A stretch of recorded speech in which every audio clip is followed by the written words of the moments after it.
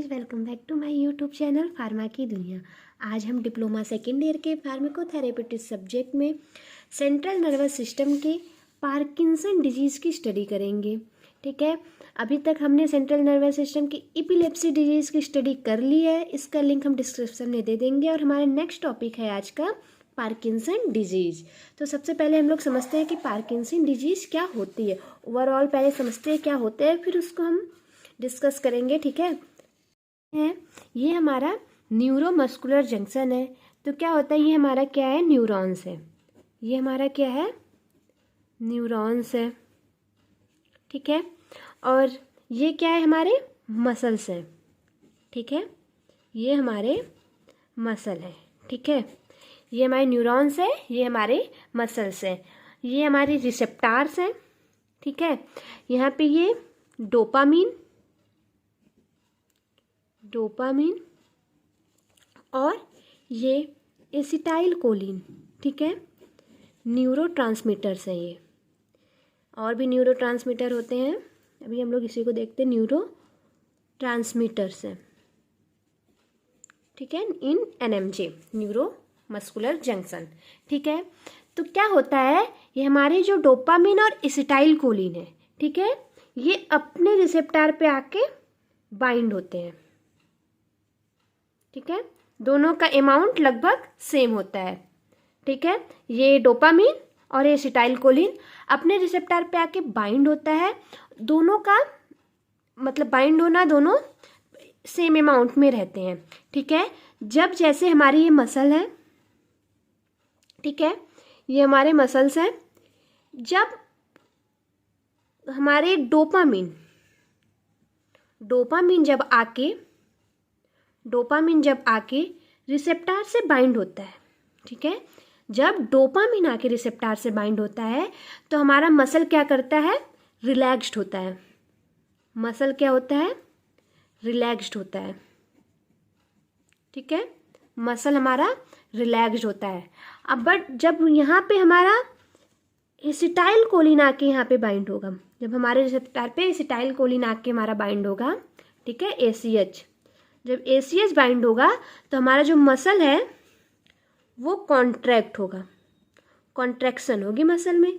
ठीक है, तो हमें मसल के कॉन्ट्रैक्शन भी ज़रूरत है और रिलैक्सेशन भी ज़रूरत है।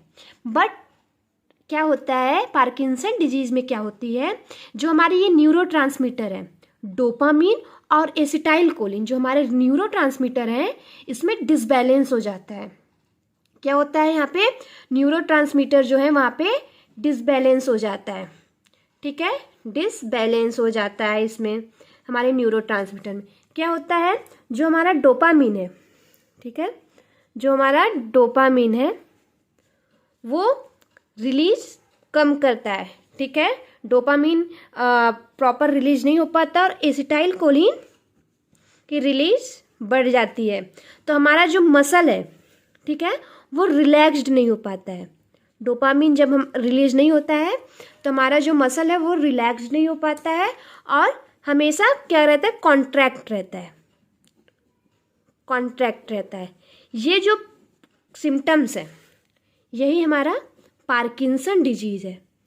पार्किंसन डिजीज़ है। ठीक है, पार्किंसन डिजीज क्या होता है, डोपामिन, सीधे से समझ लीजिए, डोपामिन और एसिटाइल कोलिन में डिसबैलेंस होना, डोपामिन का रिलीज कम और एसिटाइल कोलिन का रिलीज ज़्यादा होना पार्किंसन डिजीज है। जब हमारे जो डोपामिन है रिलीज कम होगा तो हमारी जो मसल्स है वो रिलैक्स्ड नहीं होंगी, और एसिटाइल कोलिन जब रिलीज ज़्यादा होगा तो हमारे मसल जो है कॉन्ट्रैक्ट होंगी। तो हमारे मसल्स जो है ना, आप देखोगे ये जो सिम्टम्स हैं, दारू जो अधिक पीते हैं, ड्रिंक जो अधिक करते हैं, या तो उनमें, या जो एजेड पर्सन है उनमें आपको ये देखने को मिलेगा, उनके हाथ ऐसे ऐसे ऐसे ऐसे कांपते रहते हैं। ठीक है, तो ऐसे कांपते रहते हैं उनके हाथ। और ये आप घर में आपके बूढ़े इंसान होंगे जो एजेड पर्सन होंगे, आप उनको भी देखेंगे कि उनके ऐसे कुछ भी सामान उठा रहे हैं या कुछ लिख रहे हैं या ना ऐसा कुछ भी, तो उनके हाथ ऐसे कंटिन्यू ऐसे ऐसे हिलते रहते हैं। क्यों? क्योंकि उनमें डोपामिन की रिलीज कम होती है, जिसकी वजह से उनके जो मसल्स हैं वो रिलैक्स्ड नहीं हो पाते, हमेशा कॉन्ट्रैक्ट रहते हैं। यही कंडीशन हमारी पार्किंसन डिजीज है, ठीक है। ये हमारे न्यूरॉन्स हैं, ये मसल्स है, ठीक है। मसल्स जैसे डोपामिन और एसिटाइलकोलिन हमारे न्यूरोट्रांसमीटर है। ये क्या अपने प्रॉपर जो हमारे रिसेप्टर है उससे बाइंड नहीं कर पाता। जो न्यूरॉन्स जो है, जो रिसेप्टर जो बाइंड करता है डोपामिन को, वो डिजनरेट हो जाता है, जिससे प्रॉपर अमाउंट में वो बाइंड नहीं कर पाता है, रिलीज नहीं होता है डोपामिन, तो पार्किंसन डिजीज कंडीशन होती है। इतना आप लोगों को समझ में आया होगा। फिर से देखते हैं इसके आगे हम लोग आगे। Parkinson disease it is a chronic progressive neurological disease that is associated with loss of dopaminergic neuron in substantia nigra of brain, which is characterized by tremor of resting muscles, rigidity, slowness of movement, impaired balance। आपको बताया कि जो हमारा dopamine है उसका जो dopamine neurons है वो रिलीज कम होता है। और डोपामिन कहाँ पे रिलीज होता है, मतलब कहाँ पे वो रिसेप्टार्स होते हैं, रिलीज कहाँ से होता है? सबस्टेनिया निग्रा, ये हमारे ब्रेन का पार्ट है। सबस्टेनिया निग्रा ये ब्रेन में होता है, वहाँ पे रिलीज वो प्रॉपर अमाउंट में नहीं होता है, जिससे क्या होता है हमारे कैरेक्टराइज बाय ट्रीमर होती हैं, resting muscles, rigidity, slowness of movement, हम कोई भी काम करेंगे वो स्लो रहेगा, इम्पेयर्ड बैलेंस। नेक्स्ट क्या है? सबस्टेनिया निग्रा। सबस्टेनिया निग्रा क्या होता है पहले ही बताया जाए। Substantia nigra is a basal ganglia structure located in the midbrain that plays an important role in reward and movement, ठीक है। तो आप लोग सबस्टेनिया निग्रा की फिगर को देख लीजिए गाइस, ठीक है। अब इसके बाद देखते हैं नोट में क्या है। It was described by James Parkinson in 1817 and is therefore named after him। आपको हम ये समझाते हैं कि एक जेम्स पार्किंसन साइंटिस्ट थे, ठीक है। उन्होंने 1817 में इसको डिस्कवर किया और इन्होंने खुद के नाम पे इस डिजीज का नाम रखा। जैसे साइंटिस्ट का नाम था जेम्स पार्किंसन, इसलिए डिजीज का नाम पार्किंसन डिजीज हुआ। और ये जो डिजीज है यूजली 65 ईयर्स के बाद देखी जाती है ज़्यादातर। और क्या होता है इसमें, पार्किंसन डिजीज में क्या होता है, इम्बैलेंस होता है डोपामिनर्जिक न्यूरॉन जो कि इनहिबिटरी न्यूरॉन्स है जो रिलैक्स्ड रहते हैं, एंड कोलिनर्जिक एसिटाइलकोलिन न्यूरॉन्स जो कि एक्साइटेटरी रहते हैं, ठीक है। एक्साइट रहते हैं, कॉन्ट्रैक्ट न्यूरॉन्स होते हैं। सिस्टम इन द ब्रेन में इन लोगों डोपामिन और एसिटाइलकोलिन का मिसबैलेंस हो जाता है, इम्बैलेंस हो जाता है, जिससे क्या होता है कोलिनर्जिक ओवर एक्टिविटी, जिससे एसिटाइलकोलिन जो है वो अधिक रिलीज करता है। एसिटाइलकोलिन अधिक रिलीज करने से क्या होता है, जो हमारे मसल्स होते हैं वो कंटिन्यू कांपते हैं, ट्रिम करते हैं, जैसे हिलते रहते हैं। आप कोई भी काम करने जाओगे, जैसे एजेड पर्सन को आप देखोगे ना, ग्लास भी उठाने जाएंगे या पानी मतलब कुछ भी काम करेंगे, ठीक है, उनके फेस भी ऐसे हिलता रहेगा, हाथ भी हिलता रहेगा, तो आप उनको कोई भी काम करेंगे वो हिलता रहेगा। यह आप फिगर भी देख सकते हैं कि नॉर्मल ब्रेन में क्या होता है, डोपामीन और एसिटाइलकोलिन बराबर होता है। ये नॉर्मल ब्रेन में होता है, ठीक है, डोपामीन और एसिटाइलकोलिन बराबर होता है। और पार्किंसन डिजीज में क्या होता है, मान लो ये तराजू है, डोपामीन कम होता है। अब किसी तराजू पे अगर एक तरफ 1 किलो चीनी रखिए, एक तरफ आधा किलो चीनी रखिए, तो 1 किलो वाला नीचे चला जाएगा। तो मतलब एसिटाइलकोलिन जो है ज़्यादा अमाउंट पे रिलीज हो रहा है, भारी है, और डोपामीन कम हो रहा है। तो ये कंडीशन क्या कहलाएगी, पार्किंसन डिजीज। जैसे लिखा है ना, डोपामिन और एसिटाइलकोलिन में इम्बैलेंस होगा, lack of dopamine and excess of acetylcholine. जो ज़्यादा, अब अभी तराजू पे आप भी रखेंगे, 1 किलो का अगर रखेंगे तो वो नीचे चला जाता है। ऐसे ही एसिटाइलकोलिन की रिलीज ज़्यादा हो रही है, इसलिए वो इस फिगर में देखो नीचे की तरफ दिखाया गया, भारी है, और डोपामिन हल्का है, ठीक है। उसकी रिलीज जो है लैक ऑफ डोपामिन है, रिलीज उसकी कम हो रही है।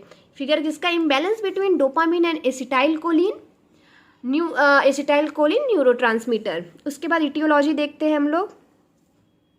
इटियोलॉजी में क्या होता है, जो पार्किंसन डिजीज है उसकी जो इटियोलॉजी एग्जैक्ट उसके कॉजेज नहीं पता है, बट सम फैक्टर्स जो है उनको इंक्लूड किया जाता है। तो उसमें हम लोग देखते हैं, सबसे पहला फैक्टर है जीन, ठीक है। जीन्स क्या होते हैं, research has shown certain specific gene mutation to be associated with Parkinson disease, but these occur in rare case with many family members affected by Parkinson disease, ठीक है। बहुत सारे अगर फैमिली मेम्बर्स अगर अफेक्टेड है पार्किंसन डिजीज से, तो rare case हो सकता है, सर्टेन कंडीशन हो सकते हैं जिसमें जो हमारे जीन्स कुछ स्पेसिफिक जेनेटिक म्यूटेशन हो और हमारे जीन्स में पार्किंसन डिजीज हो, ठीक है। Destruction of dopaminergic neurons in substantia nigra of brain, ठीक है।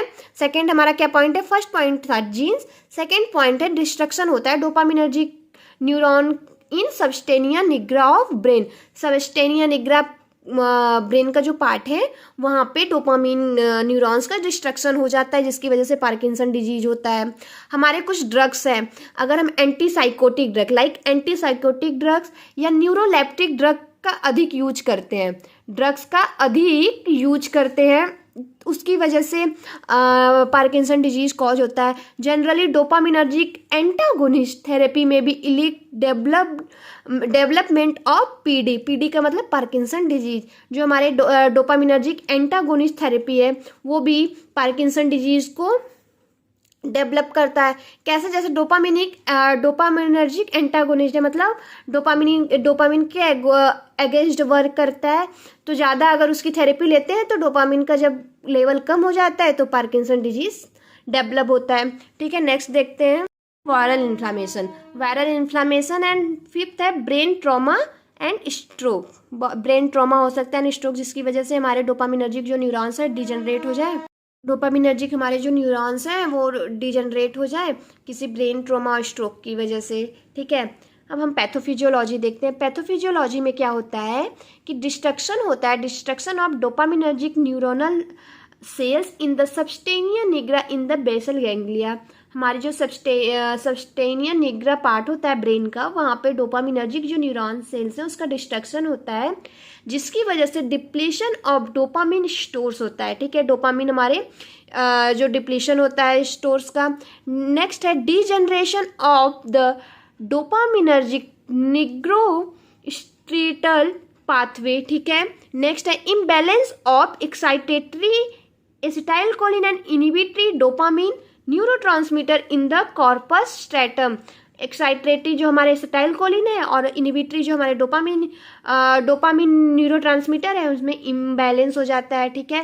Impairment of extra pyramidal tracts controlling complex body movement, ठीक है। तो उसकी वजह से क्या क्या सिम्टम्स होते हैं, ट्रीमर्स होता है, रेजिडिटी होता है, ब्रेडिकाइनेशिया होता है, प्रोशल चेंजेस होता है, ठीक है। ट्रीमर जैसे हाथ ऐसे कांपता है, रेजिडिटी मतलब कठोरता आती है, ठीक है।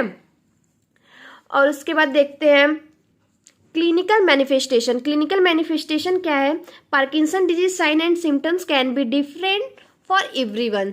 जितने लोग हैं ना उनके में अलग अलग सिम्टम्स देखने को, पार्किंसन डिजीज के अलग अलग सिम्टम देखने को मिलते हैं। पहला क्या है, ट्रीमर। ट्रीमर क्या होता है, जैसे ट्रीमर का मतलब है जैसे shaking, usually beginning in a limbs of an your hand और फिंगर्स। हमारे हाथ और फिंगर्स जो उंगलियां होती हैं ऐसे पैर वो ऐसे सेक करते रहते हैं, ऐसे ऐसे ऐसे ऐसे कांपते रहते हैं, सेकिंग रहता है उनके हाथ मूवमेंट। मूड चेंज, बहुत ज़्यादा मूड चेंज स्विंग होते हैं, मूड स्विंग्स होते हैं। एक्सेसिव सलाइवेशन, जो मुंह में सलाइवा होती है, थूक होती है, वो बहुत ज़्यादा आती है। राइटिंग चेंजेस, उनके जैसे हाथ ऐसे हिलेंगे ना तो उनकी जो राइटिंग बनेगी ऐसे स्लो स्लो बनेगी, जैसे कंटिन्यू अगर हाथ हिल रहे हैं तो उनकी राइटिंग जैसे ऐसे ना कुछ भी लिखेंगे, जैसे हम लिख रहे हैं फार्मा की दुनिया, तो उनकी जो राइटिंग बनेगी वो बहुत स्लो बनेगी, ठीक है। ठीक है, बहुत स्लो स्लो ऐसे लिखेंगे, बहुत जैसे हाथ ऐसे ऐसे हिलेगा, उनकी फार्मा की दुनिया से हम लोग लिखा। हमारे चैनल का नाम है, प्लीज़ आप लोग चैनल को सब्सक्राइब करें, लाइक करें और बहुत लोगों में शेयर करें। आपका छोटा सा सपोर्ट हमारे चैनल को और हमें मोटिवेट करेगा। नेक्स्ट है राइटिंग चेंजेस हो गया। नेक्स्ट है स्पीच चेंजेस, स्पीच चेंज होगा, ठीक है। बोलने में जैसे आवाज़ भी ना लड़खड़ाहट होगी, आवाज़ आपका कांपेगा, आप प्रॉपर बोल नहीं पाओगे। लॉस ऑफ ऑटोमेटिक मूवमेंट्स, जो हमारे ऑटोमेटिक मूवमेंट्स हैं लाइक आइज ब्लिंकिंग, स्माइलिंग, जैसे स्विंगिंग और आर्म, जैसे आप चल रहे हो ना, आप चलोगे तो आपके आर्म्स जो है वो हिलेंगे, आपके कदम के साथ साथ आपके आर्म्स भी मूवमेंट करते हैं। आप लोग ध्यान दोगे, वो जो आर्म्स है ना वो मूवमेंट नहीं करेंगे, जिसकी वजह से आप लंबी लंबी कदम जैसे फास्ट नहीं चल पाओगे, आपकी जो मूवमेंट है ना वो स्लो हो जाएगी। ठीक है, आप लोग समझ रहे हैं कि जैसे आप लोग चल रहे हैं तो आपके आर्म्स भी साथ में चलते हैं, ऐसे आर्म्स भी हिलते हैं आपके कदम के साथ। तो जब आपके आर्म्स नहीं हिलेंगे तो आपके कदम जो है ना वो जल्दी जल्दी फास्ट नहीं रन कर पाएंगे, आप फास्ट चल नहीं पाएंगे। ठीक है, और क्या है, स्लो मूवमेंट। ठीक है, ब्रेडिकाइनिया मतलब स्लो मूवमेंट रहेगा। नेक्स्ट ट्रीटमेंट देखते हैं, फार्माकोलॉजिकल ट्रीटमेंट। पहला क्या है, माओ बी इनहिबिटर, सेलेग्लिन। सेकंड क्या है, carbidopa and levodopa. Most important ये ड्रग्स है कार्बिडोपा एंड लीवोडोपा। लीवोडोपा क्या होता है, मोस्ट इफेक्टिव होता है पार्किंसन डिजीज के लिए।